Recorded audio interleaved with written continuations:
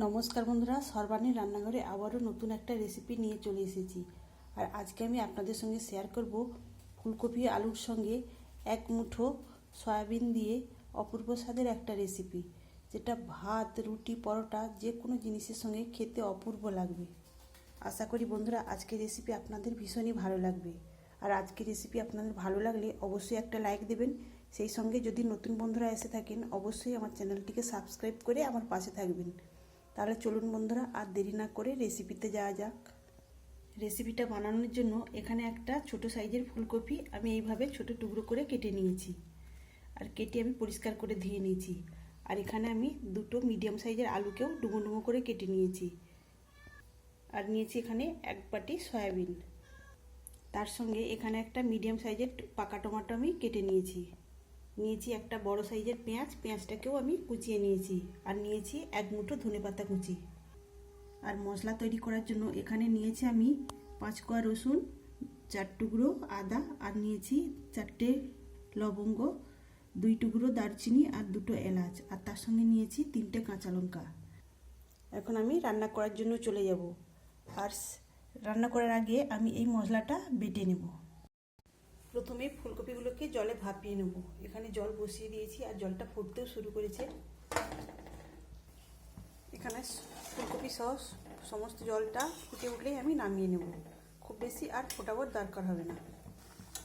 এখানে দেখুন বন্ধুরা, জলটা পুরো ভালোভাবে ফুটে উঠেছে। এখন আমি এই ফুলকপিগুলোকে জল থেকে ছেঁকে তুলে নেব।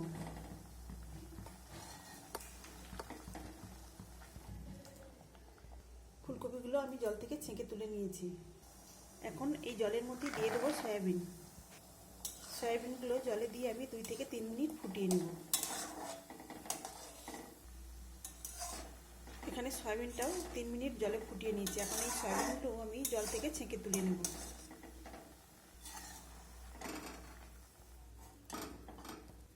এখানে আমি সয়াবিনগুলো জল থেকে ছেঁকে তুলে নিয়েছি।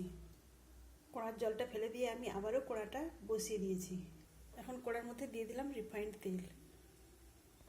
তেল গরম হয়ে গেছে। এখন এই তেলের মধ্যে ফুলকপিগুলোকে দিয়ে ভেজে নেব।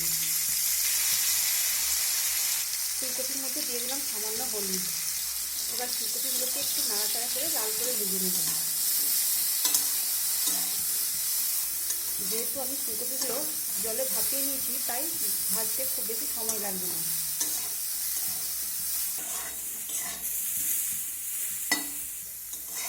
এখানে আমার ফুলকপিগুলো ভাজা হয়ে গেছে। এখন এই ফুলকপিগুলোকে তুলে নেব।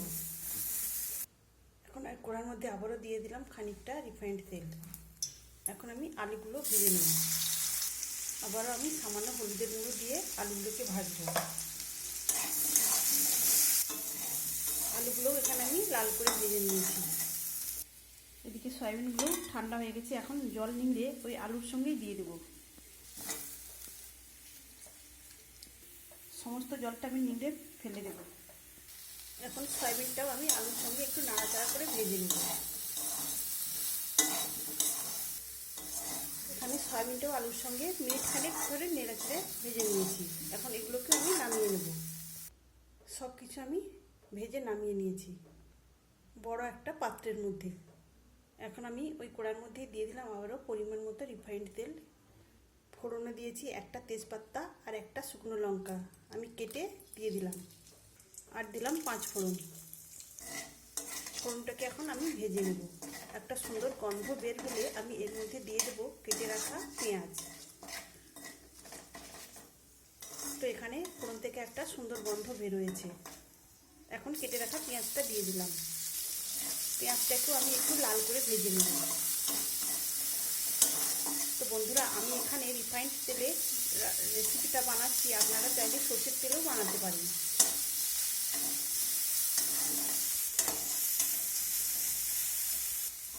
বন্ধুরা, আপনারা তো আলু সয়াবিন বা আলু ফুলকপি রান্না করেছেন। একবার এইভাবে আলু সয়াবিন আর ফুলকপি একসঙ্গে এইভাবে রান্না করবেন, দেখবেন খেতে কিন্তু ভীষণই ভালো লাগবে।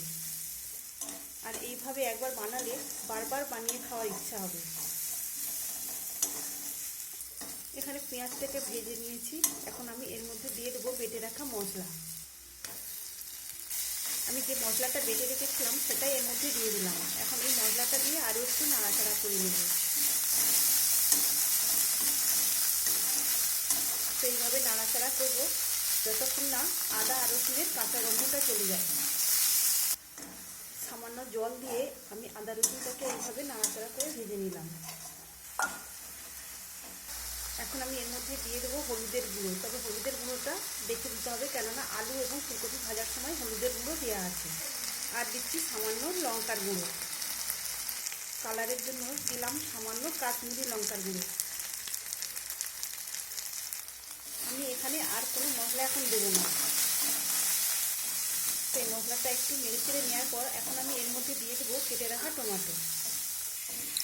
টমেটোটা দিয়েও আমি আবারও একটু নাড়াচাড়া করে নেব। আর এখানে মশলাটা শুকনো হয়ে গেছে, আমি আরও সামান্য একটু জল দেব। জলটা দেওয়ার পর এখন আমি মশলাটাকে একটু ভালো করে কষিয়ে নেব। আপনারা চাইলে এখন ধনিয়া গুঁড়ো এবং জিরা গুঁড়ো দিতে পারেন। আমি কিন্তু জিরা গুঁড়ো বা ধনিয়া গুঁড়ো এখন দেব না। মশলাটাকে যত ভালো করে কষানো হবে আর তরকারির টেস্টটাও তত বেশি হবে। এখানে দেখুন বন্ধুরা, মশলা থেকে তেল ছেড়ে দিয়েছি আর মশলাটাও খুব সুন্দরভাবে কষানো হয়ে গেছে। এখন আমি এর মধ্যে দিয়ে দেবো ভেজে রাখা ফুলকপি, আলু আর সয়াবিন। মশলার সঙ্গে সব কিছু এখন আবারও আমি ভালো করে কষিয়ে নেব।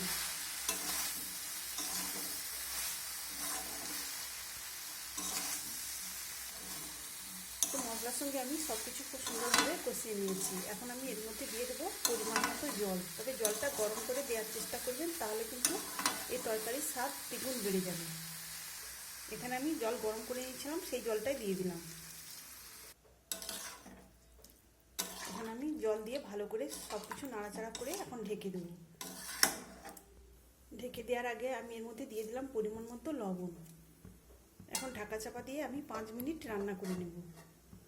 5 মিনিট পরে ঢাকাটা একবার খুলে নিলাম। তো এখন একটু নাড়াচাড়া করে নেব। আর এখানে মনে হয় আলুটাও সেদ্ধ হয়ে এসেছে আর ফুলকপিগুলো সুন্দরভাবে সিদ্ধ হয়ে গেছে। বন্ধুরা, আপনারা অবশ্যই বাড়িতে একবার এভাবে আলু, ফুলকপি আর সয়াবিন দিয়ে রান্না করবেন, আর দেখবেন ছোট বড় সবারই ভীষণ পছন্দ হবে। এখন আমি এর মধ্যে দিয়ে দেবো একটা গুঁড়ো মশলা। আর এই গুঁড়ো মশলার মধ্যে রয়েছে ধনিয়া, জিরা আর শুকনো লঙ্কা। আমি এগুলোকে ড্রাই রোস্ট করে গুঁড়ো করে নিয়েছি। এখন আমি এর মধ্যে দিয়ে দেবো। এই গুঁড়ো মশলাটা যে কোনো রান্নাতে দিলে সেই রান্নার স্বাদ অনেক গুণ বেড়ে যায়।